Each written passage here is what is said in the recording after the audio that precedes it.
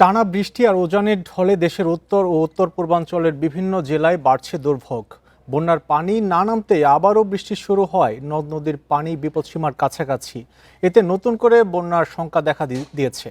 সড়ক যোগাযোগ বিচ্ছিন্ন হওয়ার পাশাপাশি ক্ষতিগ্রস্ত হচ্ছে কৃষি, মৎস্য ও মানুষের স্বাভাবিক জীবনযাত্রা। হবিগঞ্জে খোয়াই নদীর প্রতিরক্ষা বাঁধ ভেঙে বন্যার ক্ষত এখনও কাটেনি। এরই মধ্যে থেমে থেমে বৃষ্টি বাড়িয়েছে দুর্ভোগ। 4 ইউনিয়নের অন্তত 25টি গ্রাম প্লাবিত হয়ে পানিবন্দী প্রায় 30,000 মানুষ।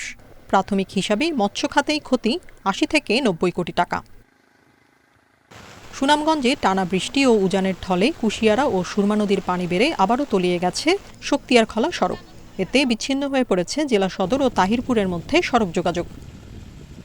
মৌলভীবাজারে নদীর পানি বিপদসীমার নিচে নেমে আসায় বন্যা পরিস্থিতির উন্নতি হয়েছে।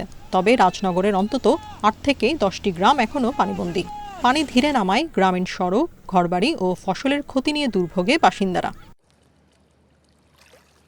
ভারী বৃষ্টি ও উজানের ঢলে লালমনিরহাটে তিস্তা নদীর পানি দ্রুত বাড়ছে। আগামী 24 থেকে 48 ঘন্টার মধ্যে পানি বিপদসীমা অতিক্রম করে স্বল্পমেয়াদী বন্যা দেখা দিতে পারে। নেত্রকোনায় উপতাখালী নদীর পানি বিপদসীমার ওপর দিয়ে প্রবাহিত হচ্ছে। টানা বৃষ্টিতে ব্যাহত হচ্ছে আমনের বীজতলা প্রস্তুত ও বীজ বপন। গাইবান্ধা শহরের বিভিন্ন সড়ক ও নিচু এলাকায় জলাবদ্ধতা সৃষ্টি হয়েছে। গত 24 ঘন্টায় জেলায় 96 মিলিমিটার বৃষ্টিপাত রেকর্ড করা হয়েছে। অপরিকল্পিত ড্রেনেজ ব্যবস্থা ও পানি নিষ্কাশনের পথ বন্ধ থাকায় অল্প বৃষ্টিতেই এমন জলাবদ্ধতা, অভিযোগ শহরবাসীর। Tania Nasrin, Independent news.